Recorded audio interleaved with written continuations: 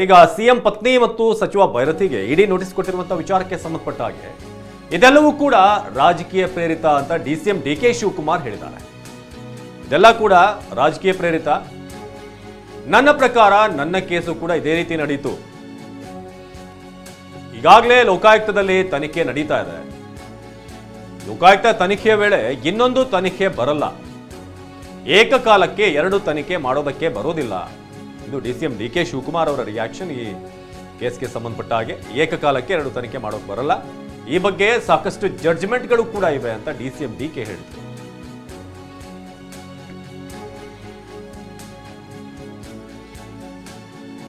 ಎಲ್ಲ ರಾಜಕೀಯ ಪ್ರೇರಿತ. ನನ್ನ ಪ್ರಕಾರ ನನ್ನ ಕೇಸು ಇದೇ ರೀತಿ ನಡೀತು. Two institutions can't do at A same time. ಈಗಾಗಲೇ ಲೋಕಾಯುಕ್ತದಲ್ಲಿ ತನಿಖೆ ನಡೀತಾ ಇದೆ.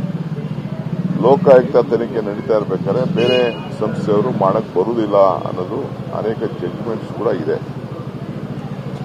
ಸೊ ಅದೇನಂತ ನನಗೆ ತಿಳಿದ ಮಾಹಿತಿ ತಿಳ್ಕೊಂಡು ಮಿಕ್ಕಿದ ವಿಚಾರ ಮಾತಾಡ್ತೀನಿ. ಯಾಕಂದ್ರೆ ಸಿಬಿಐ ಕೊಡಬೇಕು ಅನ್ನುವಂತ ವಿಚಾರದಲ್ಲೂ I am telling you, any two institutions can't do it on a same issue. There are various judgment. ಈ ನನ್ನ ಕೇಸಲ್ಲೂ ಸಿಬಿಐಯು ಅದೇ ಮಾಡ್ತಾ ಇತ್ತು, ಇಡಿನೂ ಅದೇ ಮಾಡ್ತಾ ಇತ್ತು.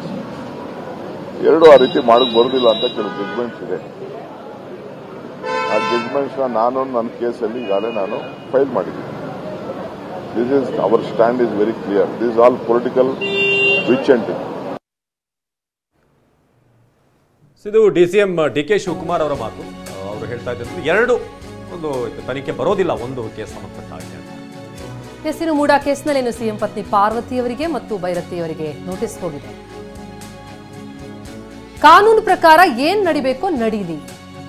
ಇಡೀ ನೋಟಿಸ್ಗೆ ಅಷ್ಟೊಂದು ಮಹತ್ವ ಕೊಡುವಂತಹ ಅಗತ್ಯ ಇಲ್ಲ. ಇದು ಸಚಿವ ಸತೀಶ್ ಜಾರಕಿಹೊಳಿ ಅವರ ಹೇಳಿಕೆ. ನೋಡಿ, ಅದು ಎನ್ಕ್ವೈರಿ ಮಾಡ್ತಿದ್ದಾರೆ. ಅದು ಕಂಪ್ಲೀಟ್ ಆಗ್ಬೇಕಾದ್ರೆ ಎಲ್ಲರನ್ನು ಕರೆದು ಎನ್ಕ್ವೈರಿ ಮಾಡ್ತಾರೆ. ಇದೇನು ಹೊಸದಲ್ಲ.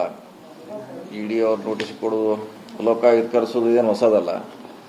ಅದನ್ನು ನಾವು ಪಾಲಿಟಿಕಲಿ ನೋಡಬಾರ್ದು ಅಷ್ಟೇ. ಯಾಕಂದರೆ ಅವ್ರ ಪಾಡಿಗೆ ಅವ್ರು ಮಾಡ್ತಿದ್ದಾರೆ, ಮಾಡಲಿ. ನ್ಯಾಯಾಲಯದಲ್ಲಿ ಕೂಡ ನಡೀತಾ ಇದೆ. ಒಂದು ಕಡೆ ಲೋಕಾಯುಕ್ತ ಮಾಡ್ತಿದ್ದಾರೆ. ಅವ್ರು ನೋಟಿಸ್ ಕೊಟ್ಟರೆ ಅದಕ್ಕೆ ಯಾಕೆ ನಾವು ಅಷ್ಟು ಅದಕ್ಕೆ ಮಹತ್ವ ಕೊಡೋದು ಅವಶ್ಯಕತೆ ಅಂತ.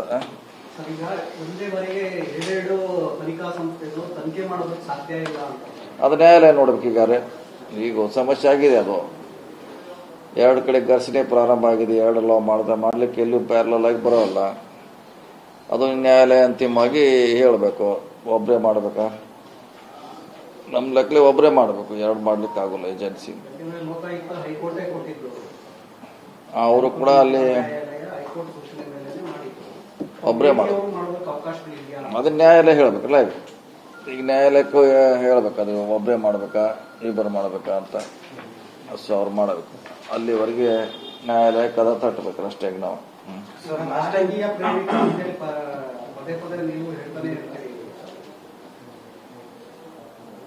ಅಲ್ಲ, ಎಲ್ಲದಕ್ಕೂ ಎಲ್ಲ ಸರಿ ರಾಜಕೀಯ ಅಂತ ಹೇಳಿಕ್ಕಾಗಲ್ಲ, ಎಲ್ಲನೂ ಲೀಗಲ್ ಅಂತ ಹೇಳಕ್ ಹೋಗಲ್ಲ. ಆ ಸಂದರ್ಭ ಕೇಳಬೇಕಾಗ್ತದೆ.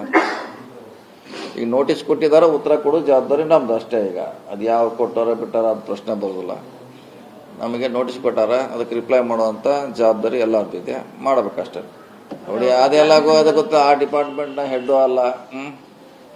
ನನಗೆ ಎಷ್ಟಿದೆ, ಈಗ ನೋಟಿಸ್ ಕೊಟ್ಟಾರ ಅಷ್ಟಕ್ಕೆ ಮಾತ್ರ ಉತ್ತರ ಕೊಡೋದು ನಮ್ಮ ಡ್ಯೂಟಿ ಅಷ್ಟೇ. ಇನ್ನೆಲ್ಲಾನು ಕೇಳಲಿಕ್ಕೆ ಹೋದ್ರೆ ಎಲ್ಲರೂ ಉತ್ತರ ನಾವು ಕೊಡ್ಲಿಕ್ಕೆ ಆಗೋಲ್ಲ.